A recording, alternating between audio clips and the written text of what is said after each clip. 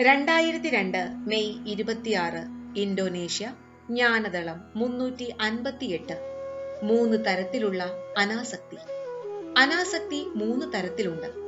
ലോകത്തിലെ ദുരിതത്തെക്കുറിച്ച് തിരിച്ചറിയുകയും ദുരിതത്തെ ഭയപ്പെടുകയും ചെയ്യുമ്പോൾ ഉണ്ടാകുന്ന അനാസക്തിയാണ് ആദ്യത്തെ വിഭാഗത്തിൽപ്പെടുന്നത്. ജീവിതത്തിലെ സംഭവങ്ങൾ, അതായത് നിങ്ങൾ അനുഭവിക്കുകയോ കാണുകയോ ചെയ്യുന്ന വേദനകളും ദുരിതങ്ങളും നിങ്ങൾക്ക് അനാസക്തിയുണ്ടാക്കുന്നു. രണ്ടാമത്തെ തരത്തിലുള്ള അനാസക്തി കുറെ കൂടി ഉയർന്ന എന്തെങ്കിലും നേടണമെന്ന നിങ്ങളുടെ ആഗ്രഹത്തിൽ നിന്ന് വരുന്നതാണ്. അവിടെ എന്തെങ്കിലും കിട്ടാൻ ഇവിടെ എന്തെങ്കിലും ഉപേക്ഷിച്ച് ആത്മസാക്ഷാത്കാരം നേടാനുള്ളതാണ് അനാസക്തി എന്ന് ചിലർ വിചാരിക്കുന്നു. അവർ പല അനുഷ്ഠാനങ്ങളിൽ ഏർപ്പെടുകയും സ്വർഗത്തിൽ കുറെ കൂടി നല്ല സ്ഥാനം കിട്ടാൻ വേണ്ടിയുള്ള പ്രതിജ്ഞകൾ എടുക്കുകയും ചെയ്യുന്നു. ജ്ഞാനത്തിൽ നിന്ന് ഉയരുന്ന അനാസക്തിയാണ് മൂന്നാമത്തേത്.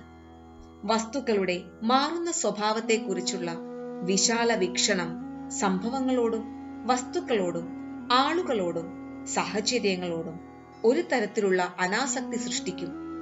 അത് നിങ്ങളെ ശാന്തരും ഇളക്കം തട്ടാത്തവരുമായി നിലനിർത്തും.